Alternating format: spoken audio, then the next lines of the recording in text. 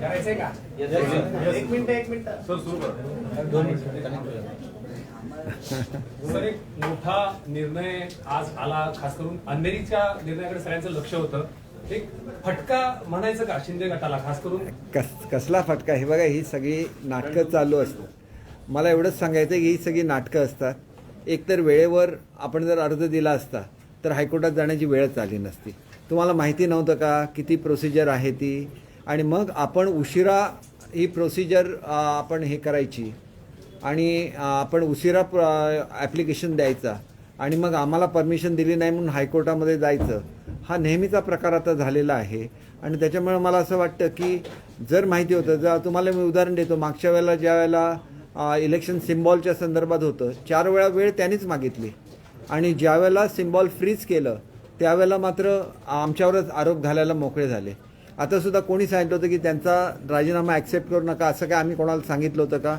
राजीनामा ॲक्सेप्ट करताना जी procedure follow करायला लागते ही प्रोसिजर फॉलो केली जाते याची पूर्ण कल्पना त्यांना होती आणि त्याच्यामुळे जाणून बुजून वेळेवर ॲप्लिकेशन द्यायचे नाहीत आणि मग यंत्रणांकडून वेळ झाला तर जणू काय आम्हीच तो वेळ करायला लावतोय असं भासवायचं. हे एक सिंपती मिळवण्याची ही स्ट्रॅटेजी आहे असं माझं स्पष्ट मत आहे आणि हे वेळोवेळी सिद्ध झालेलं आहे. 4 वेळा ज्यावेळेला सिम्बॉलच्या संदर्भात प्रश्न होता किंवा रेकग्निशनच्या संदर्भात प्रश्न होता 4 वेळा वेळ मागून घेतला. त्या तारखासुद्धा मी तुम्हाला दिलेल्या आहेत. प्रत्येक वेळेला आम्ही आमची ॲफिडेव्हिट सादर केली, त्यांनी केलेली नाही आहे. आणि इथं तर आमचा काही संबंध सुद्धा नाही.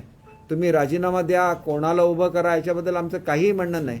आणि एक्स कॅन्डिडेट असला, वाय कॅन्डिडेट असला तर त्याच्यामुळे इलेक्शनमध्ये काय फरक पडतो असं नसतं. परंतु त्यांना जो चॉईस करायचा होता हा चॉईस करायला त्यांनी उशीर का केला हा सुद्धा प्रश्न असतो. त्यांना काँग्रेसलाही जागा सोडायची होती का, राष्ट्रवादीला जागा सोडायची होती का, की स्वतः लढवायची होती? आणि स्वतः लढवायची होती आणि जर उमेदवार निश्चित होता तर वेळेत त्याचा अर्ज का दिला नाही हा सुद्धा प्रश्न असतो. सर पण याला लागूनच आज नेमकं सुनावणी होती आणि काल त्यांच्या विरोधात तक्रार आली, भ्रष्टाचाराचे आरोप लायझनिंग करतायत. तर मग हे देखील जाणीवपूर्वक केलं गेलं का? कारण आज कोर्टात सांगण्यात आलं की केस पेंडिंग आहे म्हणून आम्ही राजीनामा आरोप करण्यात आलाय. पूर्ण सांगा. आणि लटकेताई ऋतुजा लटके यांच्या संदर्भात हिअरिंग चालू असताना एक प्रकरण आलं कालचं. त्याच्यामध्ये कालची एक तक्रार होती की त्यांनी त्यांच्यावरती भ्रष्टाचाराचे आरोप आहेत. एक गोष्ट अशी आहे बघा, या गोष्टीची आमचा स्वतःचा काही संबंध नसतो. डिपार्टमेंटने ह्या गोष्टी तपासायच्या असतात. शेवटी तुम्ही शासकीय नोकर आहे आणि शासकीय नोकर असल्यानंतर जे काय तपासणी करायला लागते हे प्रत्येकाला माहिती आहे. ज्याला तुम्ही एखाद्या शासकीय किंवा निमशासकीय कर्मचाऱ्याला उभं करू इच्छिता त्याला त्यांनी सगळ्या पूर्तता केल्या की नाही ही जबाबदारी त्या पक्षाची किंवा त्यांना जे उभं करायला सांगतात त्यांची असते. आमची बिलकुल हे नाही किंवा आम्ही असं कोणाला सांगत नाही कोणाच्या विरुद्ध तक्रारी करा. परंतु जर तक्रार असेल तर त्याची शहानिशा नंतरसुद्धा होऊ शकते. आता कोर्टाने निर्णय दिलेला आहे की त्यांना त्यांचा राजीनामा स्वीकारा म्हणून. मला नेमकी ऑर्डरसुद्धा माहिती नाही कारण मी पंजाब स्टेटबरोबर आता व्हिडिओ कॉन्फरन्सिंगमध्ये होतो. आमच्या ह्याच्या सिस्टम कशा इम्प्रूव्ह करायचे. कालसुद्धा मी राजस्थानबरोबर स्टेटच्या अधिकाऱ्यांच्याबरोबर माझी चर्चा होती कारण मी स्वतः दौऱ्यावर जाऊ शकलो नाही. आपल्याला एक गोष्ट निश्चितपणे सांगतो, हा सगळा सहानुभूती मिळवण्याचा खेळ आहे. आपणच वेळेत ॲप्लिकेशन द्यायचे नाहीत आणि मग उशीर झाला तर मग आपणच त्याच्यावर न्याय मागायला जायचं. ह्याच्यापेक्षा वेळेत जर त्यांनी ॲप्लिकेशन केला असता तरी काहीच उद्भवलं नसतं कारण त्याच्याकडे दुसरा कोण कॅन्डिडेटच नव्हता. मग का हा राजीनामा वेळेत दिला गेला नाही हा सुद्धा प्रश्न आहे. कदाचित त्यांना ती सीट काँग्रेस किंवा राष्ट्रवादीला सोडायची होती. आता आम्ही ज्याला एक मोठा उठाव केला त्यावेळेला त्यांना जाणीव झाली की आता जर आपण ही सीट काँग्रेस किंवा राष्ट्रवादीला सोडली तर मग त्याच्यामधून लोकांमध्ये काहीतरी गैरसमज निर्माण होईल. म्हणून त्यांनी शेवटच्या क्षणी निर्णय घेतला असेल की आपण ही सीट लढवावी. कारण एवढा उशीर होऊ शकत नाही. एवढा उशिरा राजीनामा द्यायला झाला याचा अर्थ ही सीट लढवावी की नाही याच्याबद्दल कदाचित त्यांची संभ्रमावस्था होऊ शकते. आणि आजसुद्धा महाविकास आघाडी म्हणूनच ते लढवत आहेत. त्याच्यामुळे महाविकास आघाडीपैकी कोणी ही सीट लढवली होती याच्याबद्दल कदाचित एकमत झालेलं नसेल आणि त्याच्यामुळे त्यांना ॲप्लिकेशन द्यायला उशीर झालेला असेल. शेवटी ॲप्लिकेशन वेळेत द्यावा हे प्रत्येकाला माहिती असतं. जो कॅन्डिडेट असतो अगोदर 2-2, 3-3 महिने तयारी करतो. कारण कॅन्डिडेटला नुसतं हे देऊन चालत नाही, म्हणजे रेझिग्नेशन देऊन चालत नाही. त्याचे पूर्ण संपत्तीची माहिती द्यायला लागतात, अनेक ॲफिडेव्हिट्स करायला लागतात आणि लास्ट मोमेंटला तुम्ही असं करताय, याचा अर्थ तुम्ही ठरवलेलं नव्हतं की ही सीट आपण लढवावी की ती काँग्रेस आणि राष्ट्रवादीला सोडवावी, असं सुद्धा शंका घेण्याची परिस्थिती आहे. मी काय असं म्हणत नाही की असं असेल म्हणून, पण असेल तर तुम्ही ती तयारी अगोदर का नाही केली हा सुद्धा प्रश्न आहे, कारण तुमच्याकडे दुसरा कोणीच कॅन्डिडेट नव्हता.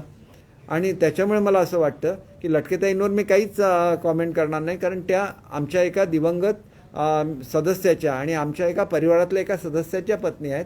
त्याच्यामुळे त्यांचा मॅक्झिमम आदर ठेवला गेलाच पाहिजे, ह्याच्याबद्दल कुठलंही दुमत नाही. परंतु ते जे राजकीय पक्ष आपले उमेदवार उभे करू इच्छितात त्यांचे ॲफिडेव्हिट्स, त्यांनी जर राजीनामा द्यायचा असेल तर ते, त्यांच्या गव्हर्नमेंटच्या कुठल्याही ड्यूज नाहीत, हे सगळं बघायची जबाबदारी त्या राजकीय पक्षाची असते. नाहीतर या बेसिसवर सुद्धा अनेक वेळेला डिस्क्वालिफिकेशन होऊ शकतं. आणि ह्याचं सगळ्यात मोठं उदाहरण हे पंतप्रधान इंदिरा गांधींच्या विरुद्ध लागलेल्या हायकोर्टमधल्या डिसिजनचं आहे की त्या ठिकाणी त्यांच्या PAने राजीनामा दिला होता आणि तो एक दिवस लेट दिला होता, म्हणून त्यांच्यावर, आणि ते त्यांचे इलेक्शन एजंट होते म्हणून त्यांची निवडणूक रद्द केली गेलेली होती.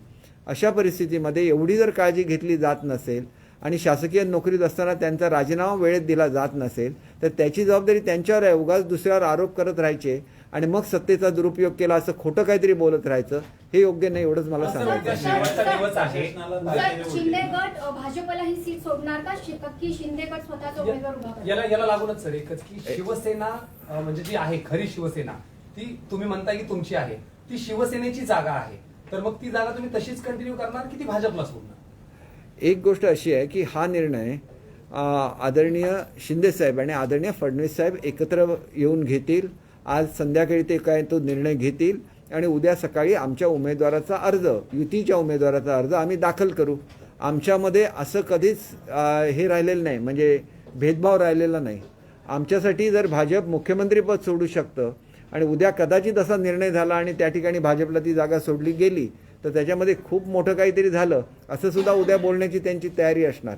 पण ते ह्या गोष्टीची जाणीव ठेवत नाहीत की आपल्याकडे दुप्पट मेजॉरिटी असताना सुद्धा भाजपने आमचा मुख्यमंत्री दिलेला आहे, एक दिलाने आम्ही आज महाराष्ट्रामध्ये राज्य करतोय. या पार्श्वभूमीवर जो काही निर्णय घ्यायचा तो शिंदेसाहेब आणि फडणवीस साहेब घेतील. मी असं बिलकुल म्हणत नाही की शिंदेसाहेब ही सीट लढवणार नाही आहेत किंवा फडणवीस साहेब लढवणार आहेत BJPसाठी. जो निर्णय घ्यायचा ते दोघंजण एकत्र बसतील. तिथल्या एकंदर महाविकास आघाडी म्हणून ज्यावेळेला तिथं लढवत आहेत त्यावेळेला त्या ठिकाणी प्रत्येक पक्षाची असलेली स्ट्रेंथ ते विचारामध्ये घेतील आणि अशा परिस्थितीमध्ये जिंकण्याच्या दृष्टीने, शेवटी निवडणुका या जिंकण्यासाठी लढवायच्या असतात. आणि ही खऱ्या अर्थाने टेस्ट कशाची आहे की युती विरुद्ध महाविकास आघाडी अशी ही लढाई आहे. ही लढाई काय सेना विरुद्ध इतर अशी लढाई नाही आहे. ती युती विरुद्ध इतर पक्ष, जे इतर पक्ष सगळे एकत्र आलेले आहेत. युतीला घेरण्याचा प्रयत्न त्या ठिकाणी झालेला आहे आणि त्याच्यामुळे तिथलं सगळं, तिथं असलेलं मतदान वगैरे ह्याचा सगळ्याचा बारीक विचार करून त्याच्यामध्ये नंतर त्याचा निर्णय घेण्यात येईल. एक चाललेलं आहे महाराष्ट्रामध्ये की नुसतंच राजकारणाच्या पलीकडे काय बोलायचं नाही. आम्ही म्हणजे महाराष्ट्र नाही, आमचा पक्ष म्हणजे महाराष्ट्र नाही, महाराष्ट्रातली जनता म्हणजे महाराष्ट्र असतो आणि तो महाराष्ट्र सातत्याने पुढे जात राहिला पाहिजे. तर तुम्हाला काम करत राहिलं पाहिजे. मी सुद्धा पक्षाचा प्रवक्ता आहे म्हणून मी काय लगेच येऊन तुमच्याकडे माझं म्हणणं सांगत राहिलो नाही आणि लोकांची सहानुभूती मिळवत राहिलो नाही. माझ्या मुलांना उत्कृष्ट शिक्षण मिळालं पाहिजे, एवढा खर्च करून सुद्धा महाराष्ट्र 9व्या क्रमांकावर शिक्षणामध्ये का असावा ही तळमळ मला आहे. म्हणून आम्ही काम करू शकतो. ज्या लोकांना नुसतं राजकारण करायचं आहे ते सहानुभूतीचं राजकारण करतात. याचा पक्ष, त्याचा पक्ष, याचं राजकारण, आमचा वारसा, याच्या पलीकडे कुठे जाऊ शकत नाही. आणि पलीकडे लोकांचं हित आहे आणि ते हित लक्षात घेऊनच राजकारणामध्ये काम केलं पाहिजे. मी जर मुंबईचा पालकमंत्री झालो असलो तर काल मी सगळ्या पोलीस स्टेशनना भेटी दिलेल्या आहे. उद्या मी चर्नी रोडला जाणार आहे. तिथल्या नवीन चर्नी रोड स्टेशनचं काम चालू झालेलं आहे. ते करत असताना मी परत पोलीस स्टेशनच्या कॉलनीज आहेत त्याला भेट देणार आहे. कोळीवाड्यांना भेट देणार आहे. शेवटी किती पालकमंत्र्यांनी त्या ठिकाणी भेटी दिल्या याचं सुद्धा तुम्ही काढा ना. मागचे होते ना पालकमंत्री. उद्धव ठाकरेंनी असं म्हटलेलं आहे की प्रत्येक वेळी कोर्टात जाण्यापेक्षा मैदानात समोरासमोर या एकदाच बघ होऊन जाऊ द्या. मैदान ही नेहमी भाषा असते. बघा, भाषा बोलणं एवढं, ते तर उत्तम वक्ते आहेत, त्यांच्याबद्दल मी काय बोलू शकतो का? ते आदरणीय आहेत, ते काय बोलले त्याच्यावर मी कॉमेंट करू शकत नाही. माझ्यासुद्धा काय मर्यादा आहेत. पण मर्यादेमध्ये एक गोष्ट लक्षात घेतली पाहिजे की लोकांसाठी तळमळीने काम कोण करतो त्याच्यामागे जनता उभी राहत असते. मुंबईसाठी अनेक निर्णय हे आदरणीय शिंदे साहेबांनी घेतलेले आहेत, फडणवीस साहेबांनी घेतलेले आहे.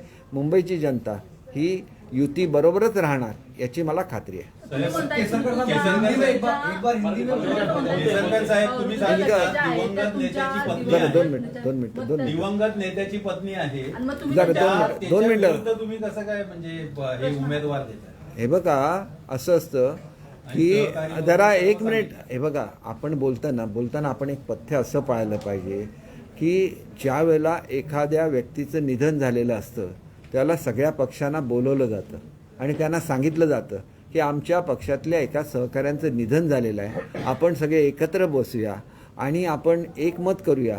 ह्याला एक सौजन्य म्हणतात, ह्याला महाराष्ट्राची परंपरा म्हणतात. पण ती परंपरा पाडायची काही लोकांची तयारी नाही आहे.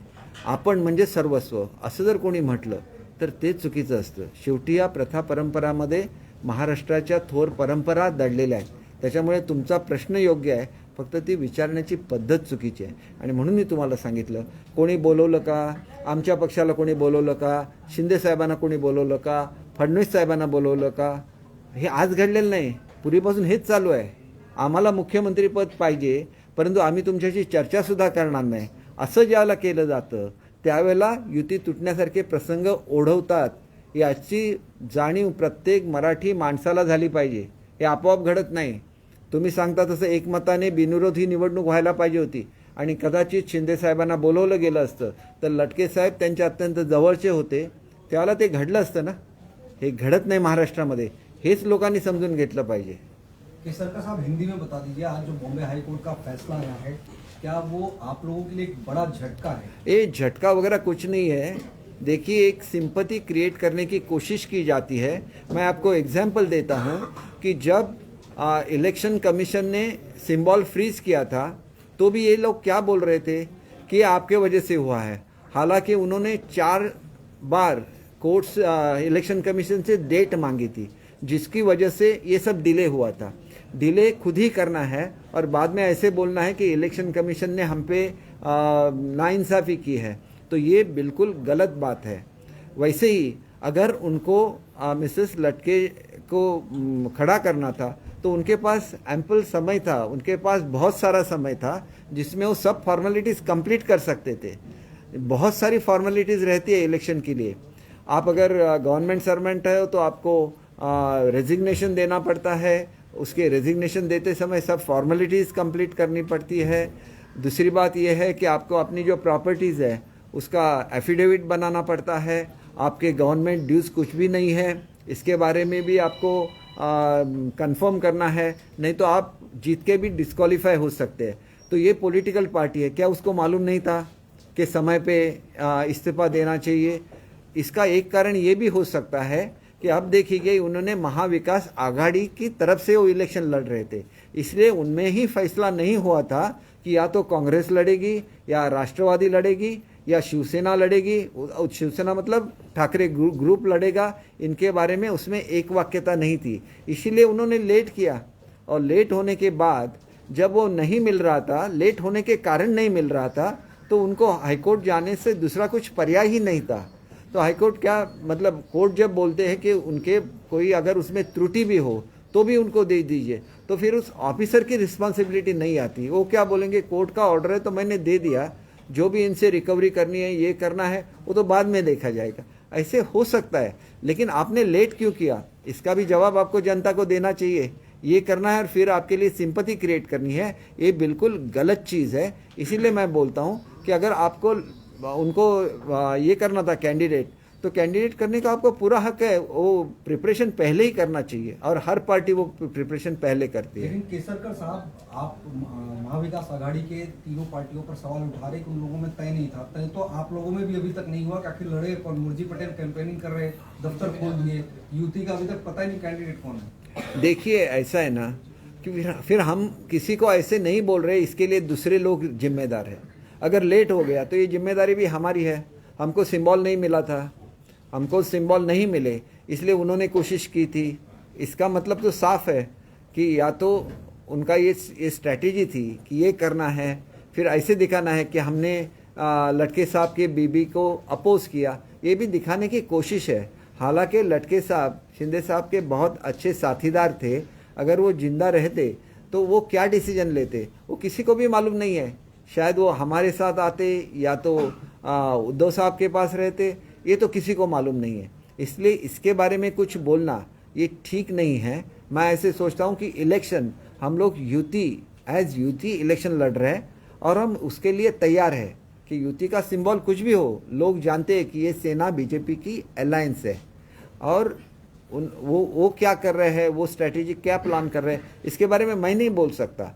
लेकिन मुझे एक चीज़ के बारे में पक्का यकीन है कि सिंपैथी पे वो एक इलेक्शन जीतना चाहते, इसलिए वो जो कर सके उन्होंने ये किया है। लेकिन सिर्फ सिंपैथी से ये इलेक्शन नहीं चलेगा। आपने 2.5 साल में क्या काम किया है, आपने मुंबई के लिए क्या काम किया है, मुंबई के लिए आपने क्या निर्णय लिए, ये सब चीज़ें आ जाएंगी। अगर मुझे रिस्पॉन्सिबिलिटी दी है मुंबई शहर का गार्डियन मिनिस्टर, तो मैं हर शाम को निकलता हूँ। पुलिस कॉलोनीज़ है, वहाँ पे अच्छी सुविधा नहीं है, वहाँ मैं जाता हूँ। कल मैं चर्नी रोड जाने वाला हूँ, जहाँ पे पैसेंजर्स को असुविधा हो रही है, वहाँ के व्यापारियों को असुविधा हो रही है। तो ये कर्तव्य जब आप थे, आप क्यों नहीं कर रहे थे, यही मेरा सवाल है। तो हमें काम करना है और अपने काम के बलबूते पे हमें वोट्स मांगने हैं, न कि सिंपैथी के हिसाब से हमें वोट लेकिन सर, जिस वजह से कोर्ट में पूरा मामला गया, कोर्ट में इनके पर आरोप भी लगाया गया। बीजेपी ने एक तरफा मुर्जी पटेल का नाम आगे किया है। मुर्जी पटेल ही होंगे यूटी की तरफ से कोई और? देखिए, इसका जो फैसला है वो सीएम डिप्टी सीएम इकट्ठा बैठ के करेंगे और कल हमारा जो भी कैंडिडेट होगा वो यूटी का कैंडिडेट होगा और उसके हम लोग ये करेंगे वहाँ पे जो उनका निर्वाचन पत्र जो है वो हम लोग वहाँ पे उनका जो एप्लीकेशन है वो हम कल सबमिट करेंगे और वहाँ पे आई एम श्योर उसके लिए जो भी तैयारी है, जो भी इच्छुक उम्मीदवार है उन्होंने अपनी तैयारी की होगी और जो भी इच्छुक उम्मीदवार है उसमें से एक को चुना जाएगा और उसका जो आवेदन पत्र है वो भी दिया जाएगा। लेकिन जिस तरह से कोर्ट में मामला गया उसके बाद उन पे करप्शन के आरोप भी लगाए गए उनकी वाइफ पर, ये कितना जायज लगता है? और एक दिन पहले महज 12 तारीख को भी कहा जाता है कि लाइजनिंग करते हैं, इस तरह के जो आरोप लगे हैं डिपार्टमेंट। हमने तो नहीं लगाए। देखिए, हमने तो नहीं लगाए हैं। हमने किया है क्या? हमारे पक्ष की तरफ से कि कोई आया है क्या, या कि जो व्यक्ति यहाँ पे आया हुआ है वो हमारे पक्ष से है क्या, वो भी आप कंफर्म कर लीजिए ना। खामेखा इंतजाम हम पे क्यों लगा रहे आप? आपण जरा ह्यांचं संपलं की आपलं घेऊया ना प्रिंट मीडियाचं घेतो ना। नाही तुमचं देतो ना, इलेक्ट्रॉनिक मीडिया संपलं की प्रिंट मीडियाला उत्तर देतो। एक सवाल ये है कि अभी हिजाब को लेकर पूरे देश में मामला चल रहा है, सुप्रीम कोर्ट में ये मामला था, उसके बाद उन्होंने बड़ी बेंच को दे दिया है, इसे लेकर राजनीति शुरू हो चुकी है फिर एक बार देश में। आपका क्या ओपिनियन है इसमें? नहीं, देखिए, राजनीति हर चीज़ में लाना ठीक बात नहीं है। जब अराउंड 50 MLAs आपके यहाँ से निकल जाते हैं, 12 MPs निकल जाते हैं, तो कुछ ना कुछ गलत हो गया होगा ना। नहीं तो इतने लोग एक साथ उठाव नहीं करते हैं और पूरे पक्ष में हर कोई बाहर निकल जाता है, मतलब मूल पक्ष के साथ रहता है और आप कांग्रेस और राष्ट्रवादी के साथ निकल जाते हैं, तो इससे भी कुछ सीखना चाहिए। आज भी उन्होंने कांग्रेस राष्ट्रवादी को नहीं छोड़ा है, बाबा साहब के विचारों को छोड़ दिया, उनका नाम छोड़ दिया, खुद का नाम रख लिया वहाँ पे, और अभी वो नाम रख लिया है तो अभी उनको उनके विचारों पे चलना है। हमने बाबा साहब का नाम लिया है तो हम बाबा साहब के विचारों पे चलेंगे, ऑब्वियस है ये। एक सवाल हिजाब को लेकर एक सवाल उठ रहा है देश भर में कि उस पर क्या कहेंगे बतौर मंत्री महाराष्ट्र? नहीं, क्या मेरे समझ में नहीं आया। हिजाब पर जो आज सुप्रीम कोर्ट का फैसला आया है, नहीं, मैं आपको एक चीज़ बताना चाहता हूँ कि मैंने सुप्रीम कोर्ट का फैसला नहीं सुना है क्योंकि मैं वीसी में था। आपने भी देखा है कि मैं पंजाब गवर्नमेंट के जो ऑफिसर्स हैं उनके साथ वीसी में था, इसलिए मैं नहीं देख सका। लेकिन मैं वो जब भी मैं उसको पढ़ूंगा या तो सुनूंगा थ्रू मीडिया, तो उस पर मैं अपना ओपिनियन दे दूंगा। लेकिन कोई भी चीज़ का जो ओपिनियन है वो इतनी जल्दी नहीं दिया जा सकता क्योंकि उसको समझना चाहिए, फिर जवाब। लेकिन राजनीति शुरू हो गई इस पे पूरे मामले को लेकर, कहीं ना कहीं मुस्लिम समाज के लोग भी नाराज हैं। देखिए, ये कोर्ट का फैसला है तो कोर्ट का फैसला हर किसी को एक्सेप्ट करना पड़ता है, ऐसे मुझे लगता है। तो किसी ने ऐसे नहीं सोचना चाहिए कि एक किसी के खिलाफ है वगैरह, ऐसा कुछ नहीं रहता है। कोर्ट जो फैसला देती है तो सबका पक्ष सुन के उसके बाद ही एक फैसला होता है। सर, आपके ऋतुजा दिवंगत लटके यांचा सहकर्मी की राजीनामा पत्नी मंजूर है होऊ नये ऋतुजा जी। म्हणून जरा एक मिनिट, अभी उनको बोलने दीजिए. ऋतुजा लटके यांचा राजीनामा मंजूर होऊ नये म्हणून शिंदे गटाकडून महानगरपालिका आयुक्त चहल यांच्यावरती दबाव होता असं म्हटलं जात आहे. नाही, हे साफ चुकीचं आहे. असा कसा जबाब असू शकतो सांगा. लटके साहेब स्वतः हे शिंदे साहेबांचे चांगले मित्र होते. त्याच्यामुळे ऋतुजा लटकेंच्या विरुद्ध स्वप्नात शिंदे साहेब काय करू शकत नाही. ही एक सहानुभूती मिळवायचा प्रयत्न असतो. आपणच उशिरा देतात ते, त्यांची स्ट्रॅटेजी असते बघा. ज्या वेळेला इलेक्शन चिन्हाच्या बाबतीतलं होतं 4 वेळा त्यांनी वेळ मागितली. का वेळ मागण्याची गरज होती? आणि नंतर फ्रीज झाल्यानंतर आमच्यामुळे फ्रीज झाला म्हणून त्यांनीच उठवलेलं तुम्हाला माहिती आहे. तसं ॲप्लिकेशन देताना वेळेत द्यायला काय हरकत होती? हो, आपण वेळेत द्यायचं नाही आणि उशीर झाला तर तो मग सरकारने दबाव आणला. ही कुठली नीती आहे? तुम्ही ठरवा ना काय करायचं ते. आणि म्हणून मला असं वाटतं की कोर्टामध्ये गेले आणि समजा त्यांच्याविरुद्ध काही एन्क्वायरी पेंडिंग वगैरे असेल तर त्याची नंतर एन्क्वायरी होईल. आणि त्या केसमध्ये जर त्यांच्यावर काय निघालं तर इलेक्शनच्या संदर्भात आमचाच उमेदवार निवडून येणार आहे. पण चुकून जर म्हणजे असं काही वेगळं घडलं तर त्यावेळेला त्यांचा अर्ज डिस्क्वालिफायसुद्धा होऊ शकतो, त्यांच्यावर काही सिरियस आरोप आढळून आले तर. त्याच्यामुळे ह्या गोष्टी मी क्वालिफाय किंवा डिस्क्वालिफाय करत नाही, परंतु ते शेवटी इलेक्शन कमिशन आणि कोर्ट्स ठरवत असतात. कोर्टाने निर्णय दिला की उद्यापर्यंत त्यांचा राजीनामा स्वीकारण्याचं बंधन संबंधित यंत्रणांवर आहे. आणि त्याच्यामध्ये काही जर त्रुटी निघाल्या आणि त्या त्रुटी निघाल्या तर मग तो अधिकारी जबाबदार राहत नाही. मग कोर्टाने दिलेल्या ऑर्डरमुळे आपण हे केलं आहे असं सांगायला तो अधिकारी मोकळा होतो. आणि जोपर्यंत त्या अधिकाऱ्याची जबाबदारी असते तोपर्यंत एखादी आपल्याकडे अर्ज आला आणि त्या अर्जाची चौकशी करण्यापूर्वी त्यांनी काही ॲक्शन घेतली तर त्या अधिकाऱ्याची ती जबाबदारी शासनामध्ये असते. हे प्रत्येकाला माहिती आहे. त्याच्यामुळे हे सगळं समजून केलं जातं की आपण लेट द्यायचं. लेट दिलं की त्यांना प्रोसेस करायला किती वेळ लागतो पक्क माहिती असतं त्यांना. अनेक वर्ष महापालिकेच्या राजकारणात ते राहिलेले आहेत आणि वेळ झाला की मग हंगामा करायचा, मग कोर्टामध्ये जायचं, कोर्टाकडून ऑर्डर द्यायची. याच्यापेक्षा अगोदर ॲप्लिकेशन का नाही दिला? वेळेत मंजूर झालं असतं ना. हे सगळं दुसरा असा प्रश्न आहे, राज्यातल्या शाळा पटसंख्या अभावी बंद करण्याचा आरोप होतोय. 14,000 शाळा आपण बंद करतोय असा विरोधकांनी आरोप केला. एक गोष्ट अशी आहे की मुळात हा निर्णय घेतलाय कोणी मला तर समजावून सांगा. एक असं आहे की आमच्याकडे भरतीची प्रक्रिया सुरू व्हायची आहे. भरतीची प्रक्रिया सुरू असताना हे प्रकरण जातं फायनान्स डिपार्टमेंटकडे. तेव्हा फायनान्स डिपार्टमेंटने असं हे विचारलं की जे RTAचं धोरण आहे त्या अनुषंगाने जी नियमावली तयार केली त्याप्रमाणे शाळांमध्ये 20पेक्षा जास्त विद्यार्थी पाहिजेत. मग ह्याच्यावर तुमचं उत्तर काय आहे हे विचारण्यासाठी डिपार्टमेंटकडून ती चौकशी जर खाली गेलेली असली तर याचा अर्थ आम्ही शाळा बंद करतो असं बिलकुल होत नाही. त्याच्यामुळे आमच्यावर जबाबदारी कोणाची असते? विद्यार्थ्यांची. विद्यार्थी जर लांबच्या शाळेत पाठवायचे असेल तर त्यांच्यामध्ये ट्रान्सपोर्टेशनसुद्धा करण्याची जबाबदारी आमची असते. आणि दर्जेदार शिक्षण द्यायचं असेल तर वेल इक्विप्ड शाळेमध्येच मुलांना पाठवायला लागतं. असं गृहीत धरा की शहरांच्या मुलांना दारामध्ये स्कूल बस येते, त्याला नेऊन शाळेमध्ये सोडते, परत घेते, परत त्याच्या घरी नेऊन सोडते. ग्रामीण भागातल्या मुलांचं सुद्धा स्वप्न असतं अशी कधीतरी बस आमच्या दारात येईल का? आणि समजा तो एकटाच मुलगा असेल आणि एकटाच चालत 1 किलोमीटरवरच्या शाळेत जात असेल, कधीतरी त्याच्याकडे बस आली आणि चांगल्या इंग्लिश मिडियमच्या शाळेमध्ये त्याला घेऊन गेली, तो सुद्धा आनंदित होईल ना. मग त्याच्या आनंदामध्ये विघ्न का आणायची?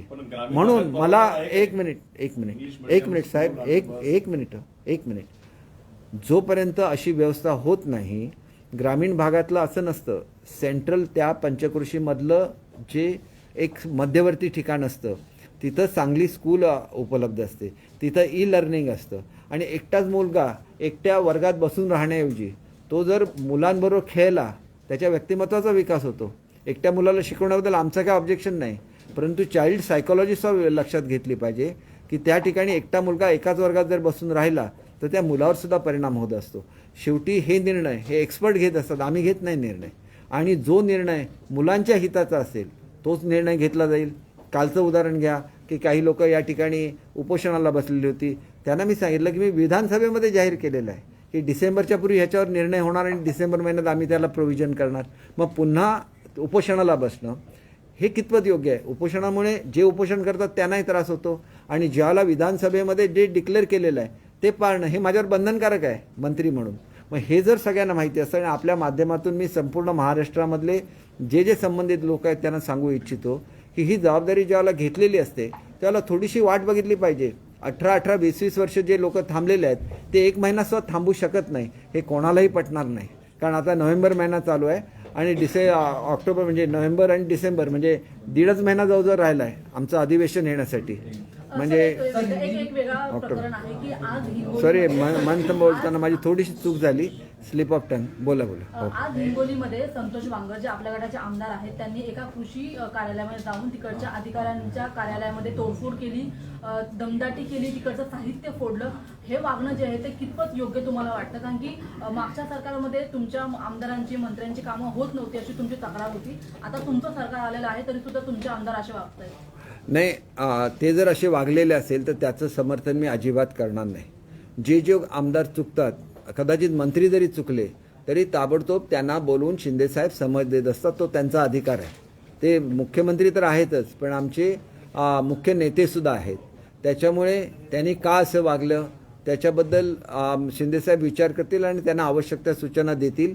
यापुढे असा प्रकार घडणार नाही याची आम्ही अवश्य काळजी घेऊ. कि सर, सर, काल एक सवाल हिंदी ग्रामविकास में, आपके विभागाच्या दिवंगत निधीला जे आहे ते सहकारी पूर्णपणे थी, रद्द केलेलं और आहे. अगर इस जर मामले- आपण पाहिलं तर एप्रिल 2021 पासूनची सगळी जी निधी वाटप केला होता ते रद्द केलेली आहे. कुठेतरी विरोधकांनी आरोप केलेला आहे काही सूडबुद्धीने सरकार वापरत. काय, मला पुन्हा एकदा सांगा प्रश्न. ग्रामविकास विभागाचा निधी जी कामं दिलेली होती ती एप्रिल 2021 पासूनची सगळी रद्द केलेली आहे. आधी स्थगिती दिली, आता रद्द केलेली आहे. विरोधक असं म्हणतात तर सूडबुद्धीनं सगळी ही कारवाई आहे. आणि त्यांनी ज्याला रद्द केली त्याला सुडबुद्धीची कारवाई नव्हती का? ते ज्याला सत्तेवर आले त्याला त्यांनी स्वतः रद्द केलेली होती सगळी कामं. केली होती की नाही त्यांनी स्वतःच्या मनाला विचारावं आणि नंतर असे प्रश्न रेज करावे. सर, हिंदी में एक आखिरी सवाल. आपके दिवंगत सहकर्मी रमेश लड़की की पत्नी है ऋतुजा जी, क्या ये बेहतर होता कि सारी पार्टियां मिलकर सिंपथी बेसिस पर उनकी पत्नी को खड़ा कर दे? ऐसी कोई स्थिति क्यों नहीं बनी? बिल्कुल ये सही, और ये महाराष्ट्र की परंपरा भी है कि जब फैमिली से उनकी वाइफ खड़ी हो जाती है तो लोग उनके खिलाफ कैंडिडेट ये नहीं करते. लेकिन इसके लिए जिस पार्टी से वो बिलोंग करते हैं वो सबको बुलाते हैं, या तो जाके उनको मिलते हैं और बोलते हैं कि हमारे पार्टी से ये विधायक की मृत्यु हुई है और उसके बाद हम उनके फैमिली के मेंबर को वहाँ पे नॉमिनेट करना चाहते हैं, तो आप भी अपना सहयोग दीजिए. अगर ऐसी स्थिति होती तो ज़रूर इसके बारे में विचार किया जा सकता था. लेकिन महाराष्ट्र की राजनीति आजकल ऐसे चलती है कि दूसरों को मिलना, उनको रिक्वेस्ट करना, इसमें भी कई लोग अपना मतलब कम दर्जे का उसको समझते हैं. तो ये अगर ये होता तो ज़रूर इसके बारे में हम लोग सोच सकते थे, लेकिन ऐसे बिल्कुल नहीं हुआ है. हमको किसी ने अप्रोच नहीं किया, ये वस्तुस्थिति है और जनता को ये भी समझना चाहिए. थँक्यू. या आता तुम्ही या. आम्ही कॅमेरे करतो परत चालूच राहायचं.